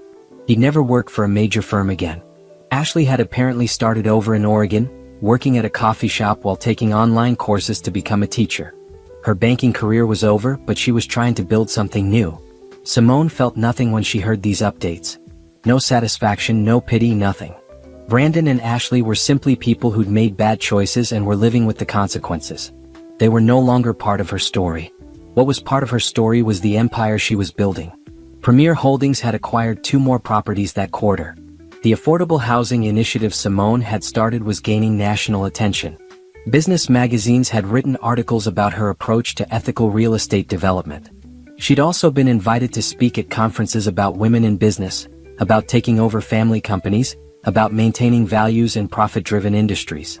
She was becoming known not just as Bernard Foster's heir, but as a leader in her own right. One Tuesday morning, Simone was reviewing development plans when her assistant knocked. "Mr. Williams is here for your meeting." Terrence entered, carrying rolled-up blueprints. Over the past few months, They'd met regularly to discuss the waterfront project. Their professional relationship had developed into a genuine friendship. Terence was brilliant but unpretentious, successful but kind. He reminded Simone what healthy professional collaboration felt like. "I have the revised plans for the community center," Terence said, spreading the blueprints across her desk. "I incorporated all your feedback about making it accessible and inclusive." They spent an hour going over details. Terence had designed a beautiful space that would serve as a hub for the entire development, not just for wealthy residents but for the whole neighborhood. There would be a community kitchen, meeting rooms available to local organizations, a small library, and a playground. "This is perfect," Simone said. "Exactly what Uncle Bernard would have wanted." "Your uncle had good instincts. So do you." Terence rolled up the blueprints. "Do you have lunch plans? I thought we could grab something and discuss the timeline." "I don't have plans. Let's do it." They went to a small restaurant near Premier Holdings, sitting at a table by the window. The conversation flowed easily, moving from business to books to travel to life philosophies. Simone found herself laughing genuinely for the first time in what felt like forever. "Can I ask you something personal?" Terence said over coffee. "Feel free to tell me, it's none of my business." "Go ahead." "Patricia mentioned you went through a divorce recently. Are you doing okay?" Simone considered her answer. "I'm doing better than okay. The divorce was the best thing that could have happened to me. It freed me from a relationship that was never healthy, even if I didn't see that at the time. That's a remarkably positive perspective. It took me a while to get here.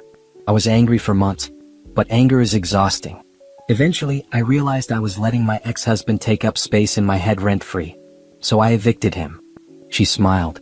"Now I focus on building what I want instead of being angry about what I lost." "That's mature. A lot of people never get to that place." "What about you?" Simone asked. "Patricia mentioned you're not married." "Never have been. I was engaged once about 5 years ago. She was great, but we wanted different things. She wanted to settle down in her hometown. I wanted to travel for projects, keep taking on new challenges. We broke up amicably. We're still friends actually. That's rare. Most breakups don't end with friendship. It helps when both people are honest about what they want. Neither of us was wrong. We just weren't right for each other." Terence looked at Simone carefully. "Can I be honest about something? Please. I like spending time with you. These meetings are the highlights of my week. And I know there's a professional boundary here. I'm an architect on your project, you're the CEO. But I'd like to spend time with you outside of work too. No pressure, no expectations. Just getting to know each other better." Simone felt her heart rate increase. She hadn't thought about dating, hadn't considered romance. She'd been so focused on rebuilding her life, running her company, healing from betrayal. But Terence wasn't Brandon. He was direct and honest. He wasn't playing games or manipulating. He was simply expressing interest and giving her the power to decide. "I'd like that too," Simone said. "But I need to be honest with you. I'm still processing a lot from my marriage. I have trust issues. I'm not looking for anything serious right now." "That's fair. How about this? We start with friendship and see where it goes. No pressure. No timelines. Just two people enjoying each other's company." "That sounds perfect." Over the next few months, Simone and Terence spent more time together. They had dinners after work. They went to art galleries on weekends. They took walks along the waterfront where the new development was rising. Terence was patient with Simone's hesitations. When she pulled back emotionally, he gave her space. When she needed to talk about her trust issues, he listened without judgment. When she was ready to open up again, he was there. He was everything Brandon wasn't. Honest about his feelings. Respectful of her boundaries. Supportive of her career without trying to compete or diminish her success. He saw her strength and admired it rather than feeling threatened by it. "You're different from when we first met," Terence said one evening as they watched the sunset from Simone's condo balcony. "How so?" "You seem more relaxed. More willing to let people in. The walls are coming down." "I built those walls for a reason," Simone said. "But I'm learning that not everyone is trying to hurt me. Some people are actually trustworthy." "I'm glad you're learning that." Terence took her hand gently. "I want you to know there's no rush here. We move at whatever pace feels right to you. Thank you for being patient with me." "Simone, you're worth being patient for." The waterfront development's grand opening was scheduled for early December, just over a year after Simone had inherited Premier Holdings. The project was complete: 250 apartments, ground floor retail spaces, the community center, parks and green spaces. It was beautiful, functional, and exactly what Uncle Bernard would have envisioned. The night before the opening, Simone stood alone in the community center, looking at the portrait of Bernard Foster they'd hung on the wall. He smiled down at her, that knowing smile from the painting in her office. "I hope I made you proud, Uncle Bernard," she said quietly. "I tried to honor your values. I tried to build something that matters." Patricia found her there. "The press is here for tomorrow's opening. City officials, business leaders. This project is getting national attention." "It's overwhelming," Simone admitted. "A year ago I was a bookkeeper. Now I'm running a billion-dollar company and opening a major development. And you're doing it brilliantly. Bernard knew what he was doing when he chose you. Did he? Sometimes I wonder if he just got lucky that I happened to be betrayed by my husband at the exact right time to make me angry enough to take charge of my life." Patricia laughed. "Bernard didn't believe in luck. He believed in character. He saw yours even when you didn't see it yourself." The grand opening was spectacular. The mayor cut the ribbon. News cameras captured the ceremony. Simone gave a speech about community-focused development and ethical business practices.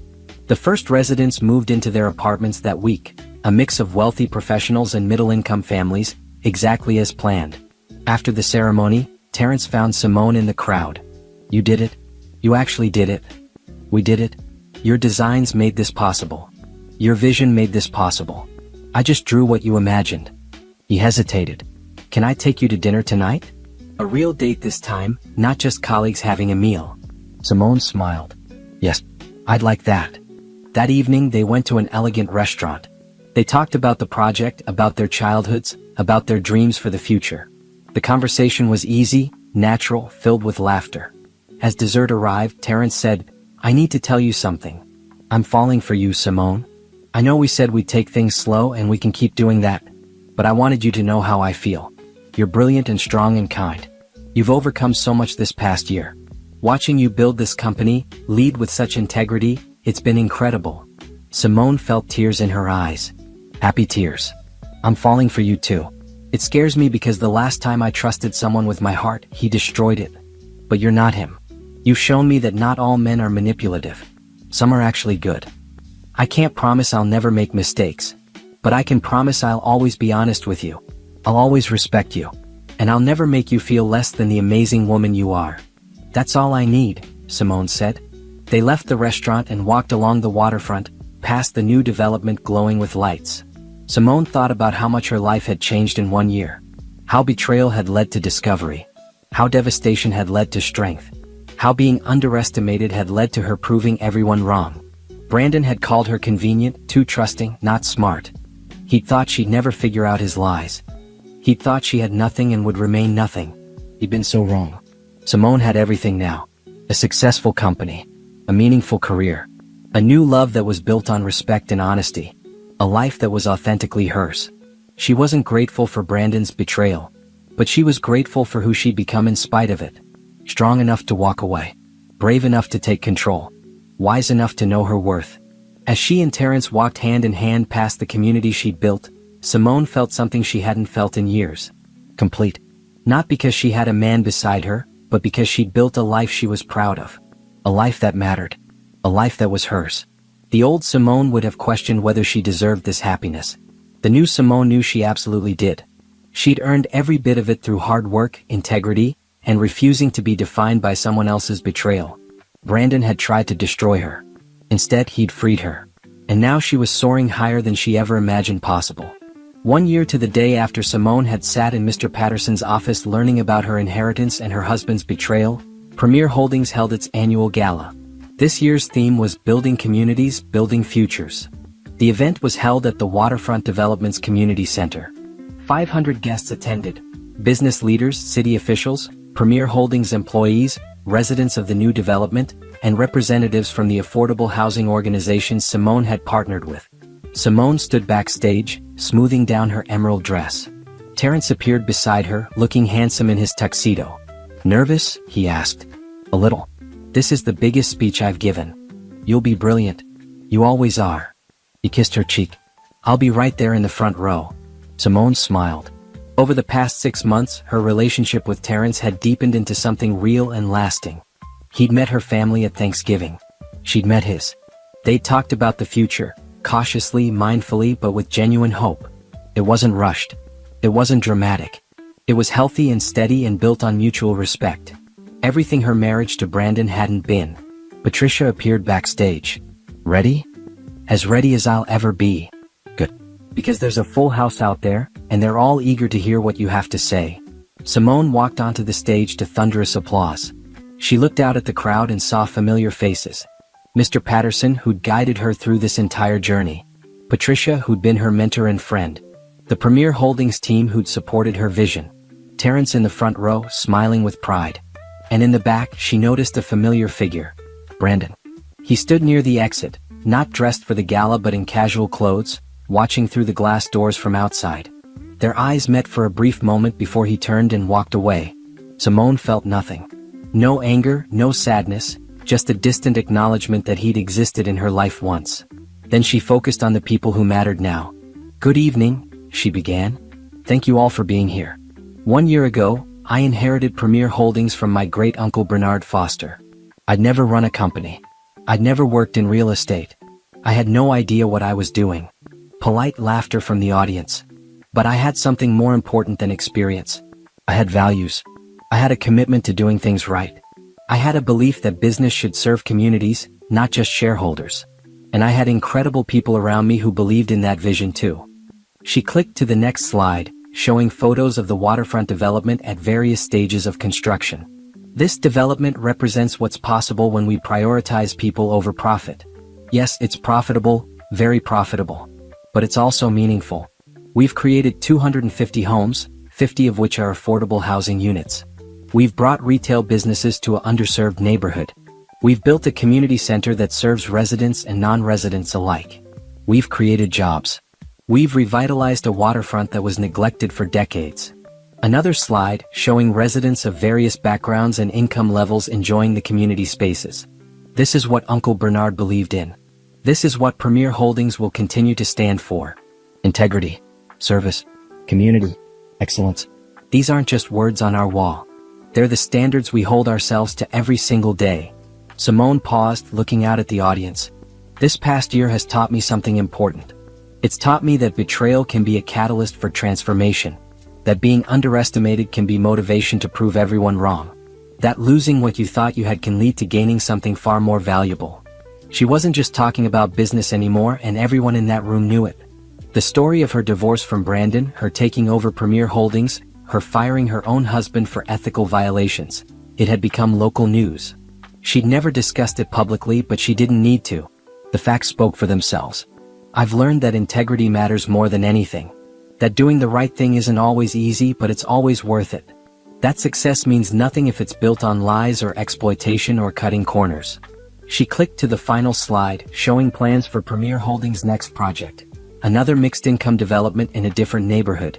This is what we're building next. Another community. Another opportunity to show that ethical business practices and profitability aren't mutually exclusive. Another chance to honor Uncle Bernard's legacy. The applause was overwhelming. Simone stepped back from the podium as the crowd rose in a standing ovation. She caught Terrence's eye and saw him wiping away a tear. After her speech, she mingled with guests. Business leaders wanted to discuss investment opportunities. City officials wanted to talk about future developments. Residents of the waterfront development wanted to thank her for creating their community. One elderly woman approached Simone, holding her hand tightly.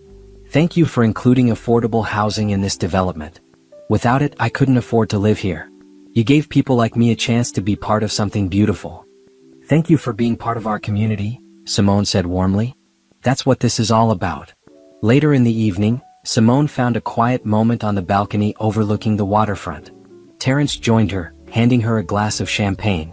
"Quite a year," he said. "Quite a year," Simone agreed. "Are you happy? Really happy?"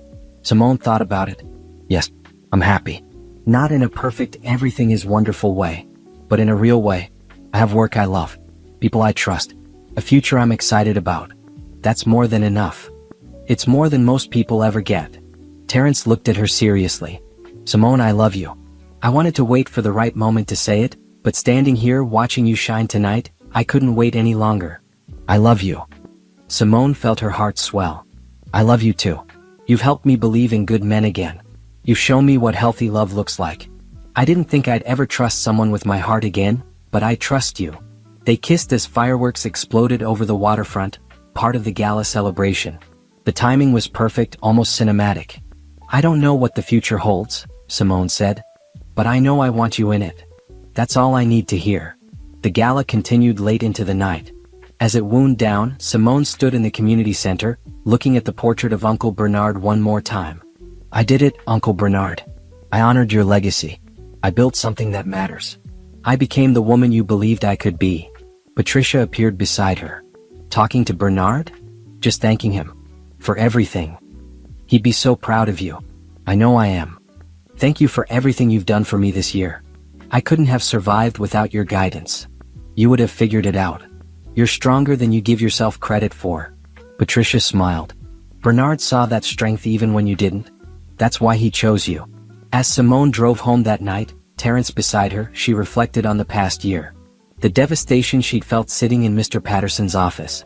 The anger that had fueled her through gathering evidence. The power she'd felt firing Brandon and ending her marriage. The satisfaction of building Premier Holdings into something even greater than before. The joy of falling in love again the right way this time. It had been the hardest year of her life, but also the most transformative. Brandon had thought he'd broken her when he betrayed her. Instead, he'd freed her from a life that was never meant for her. He'd thought she was convenient, too trusting, not smart enough. He'd been wrong about all of it. Simone was inconvenient, in the best way. She asked hard questions. She demanded integrity. She refused to settle for less than she deserved. She was trusting, but only with people who earned that trust through consistent action, not empty promises. And she was smart, brilliantly smart in ways Brandon had never bothered to notice because he'd been too busy underestimating her.